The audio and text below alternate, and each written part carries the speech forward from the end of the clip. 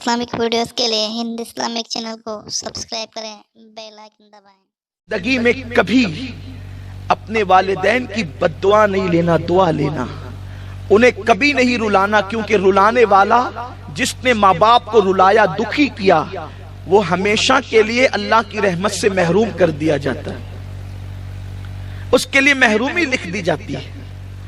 کبھی ماں باپ کو نہ رلانا۔ لوگ ماں باپ کو بہت ستا رہے ہیں۔ کبھی شادی کرنے کے بعد کیفیت یہ ہوتی ہے کہ اگر بیوی نے کہہ دیا کہ میں تمہارے والدین کے ساتھ نہیں رہوں گی، تو وہ اپنے ماں باپ کو چھوڑنے کے لیے تیار ہو جاتا ہے۔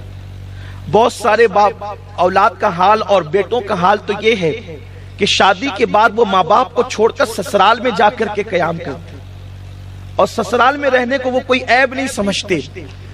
جس کی سسرال سب سے زیادہ قیمتی ہے، میں اس کا قول پیش کروں گا۔ اس سے بڑا گھرانہ کسی کی سسرال کا ہو ہی نہیں سکتا۔ آئیے اس کی سسرال کی بات کرتے ہیں جسے دنیا شیر خدا، باب مدینۃ العلم، علی مرتضی سید السادات، مولائے کائنات علی مرتضی جسے دنیا کہتی ہے، ان کی سسرال جیسی سسرال کس کی ہو سکتی ہے؟ ان کی سسرال مصطفیٰ جان رحمت کا گھر ہے۔ اسی مولائے کائنات کا قول ہے، اگر عزت چاہتا ہے تو اپنی سسرال میں بلا عذر شرعی ایک رات بھی قیام نہ کرنا۔ یہ مولا علی کا فرمان ہے۔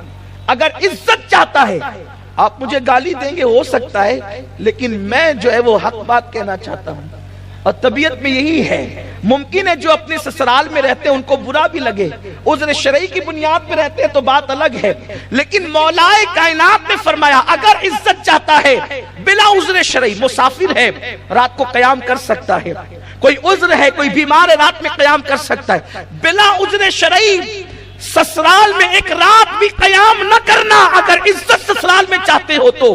اس لیے کہ سسر کے گھر رہنے والے داماد کی اتنی بھی عزت نہیں ہوتی جتنی چوکھٹ پہ بیٹھنے والے کتے کی عزت ہوتی ہے۔ ماں باپ کو چھوڑ کر جانے والوں کا انجام یہی ہونا ہے اور یہی ہو کر کے رہے گا۔ اس لیے کہ میرے آقا صلی اللہ علیہ وسلم فرماتے ہیں اگر تیرے ماں باپ تجھ سے ناراض ہے اور تو شہید ہو جائے، شہادت کے بعد بھی اللہ تجھے جنت عطا نہیں کرے گا، کیونکہ ماں باپ ناراض ہے اور جنت نہیں دے گا، لیکن چونکہ شہید ہو گیا ہے تو جہنم بھی نہیں دے گا۔ جنت اور جہنم کے درمیان ایک مقام ہے جس کو مقام آراف کہتے ہیں، نہ وہاں جہنم کی طرح عذاب ہے نہ جنت کی طرح نعمتیں ہیں۔ ان شہیدوں کو مقام آراف میں رکھا جائے گا جن کے ماں باپ ان سے ناراض رہا کرتے تھے۔ شہید ہو کر بھی جنت نہیں مل سکتی اگر ماں باپ ناراض ہے تو، لیکن جہنم میں بھی نہیں جائے گا کیونکہ شہید ہوا ہے، اس لیے اس کو مقام آراف میں رکھا جائے گا۔ میرے پیارے آقا صلی اللہ علیہ وسلم کے پیارے دیوانوں، امام حمیدی کا نام سنا ہے؟ امام حمیدی، یہ حمیدی وہ ہے کہ امام بخاری جیسا محدث جس سے حدیث لیتا ہے، وہ اپنی کتاب میں لکھتے ہیں، ذرا دل کے کانوں سے سننا، بہت توجہ سے سننا امام حمیدی کا قول۔ اپنی کتاب میں امام حمیدی لکھتے ہیں کہ حضرت یعقوب علیہ السلام کی حضرت یوسف علیہ السلام سے نصف صدی کے بعد ملاقات ہوئی۔ کتنی؟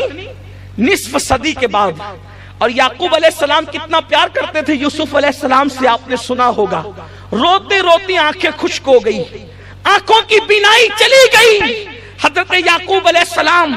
لیکن جب نصف صدی کے بعد یوسف علیہ السلام سے ملنے کے لیے آئے، حضرت یوسف مصر کے بادشاہ بن چکے تھے، کئی بیٹوں کے باپ بن چکے تھے۔ جب حضرت یعقوب علیہ السلام ملاقات کے لیے آئے، امام حمیدی لکھتے ہیں، اور اس کو نقل کرنے والے علامہ ابن الجوزی ہے، اللہ اکبر، امام حمیدی کہتے ہیں حضرت یعقوب علیہ السلام جب یوسف علیہ السلام سے ملنے آئے تو تقریباً کم و بیش 50 سال کے بعد باپ بیٹے کی ملاقات ہو رہی تھی۔ حضرت یوسف باپ کی محبت میں اتنا گم ہو گئے کہ حضرت یوسف علیہ السلام کھڑے رہنا بھول گئے۔ اللہ نے یوسف پر وحی نازل فرمائی، یوسف تو باپ کے احترام میں کھڑا نہ ہوا، آج کے بعد تیری پشت میں کے ہم کسی کو نبوت عطا نہیں کریں گے، ہم کسی کو نبوت عطا نہیں کریں گے۔ حضرت یوسف علیہ السلام سے اس سے پہلے جتنی اولاد ہوئی اللہ نے سب کو نبوت عطا فرمائی۔ اس واقعے کے بعد آپ اندازہ تو کریں سی حضرت یوسف علیہ السلام اٹھ کر کھڑے نہیں ہوئے، اور اس واقعے کو سرکار غریب نواز رضی اللہ تعالیٰ نے بھی بیان فرمایا، حضرت محبوب الہی نے بھی اس کا تذکرہ کیا۔ حشت بہشت اس کے لیے آپ اٹھا کر کے دیکھ سکتے ہیں۔ میرے پیارے آقا صلی اللہ علیہ وسلم کے پیارے دیوانوں، یوسف جیسا نبی ہو اپنے والد کے لیے سستی کی وجہ سے نہیں، غفلت کی وجہ سے نہیں، وہ پورے محبت میں اتنے ڈوب گئے کہ باپ کے لیے کھڑے نہ ہوئے۔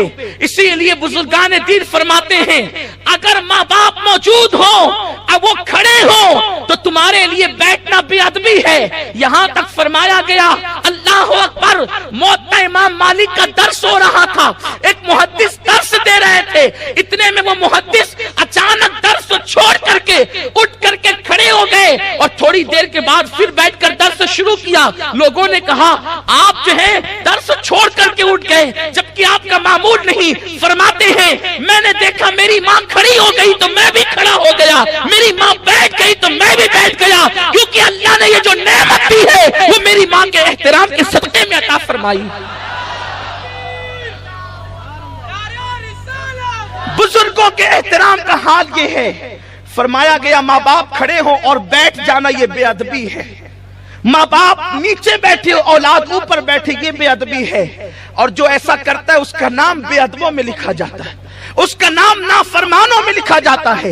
اور ایک قول امام ابن الجوزی نقل کرتے ہیں اللہ نے حضرت موسیٰ علیہ السلام پہ وحی نازل فرمائی، موسیٰ اگر کوئی میری نافرمانی کرے، گناہ کر لے، اگر اس سے گناہ ہو جائے اور وہ ماں باپ کا فرما بردار ہو تو میں اس کا نام فرما برداروں میں لکھتا ہوں، اور کوئی میری فرما برداری یعنی نیکیاں کثرت سے کرتا ہے اور ماں باپ کا دل دکھاتا ہے تو میں اس کا نام نافرمانوں میں لکھا کرتا ہوں۔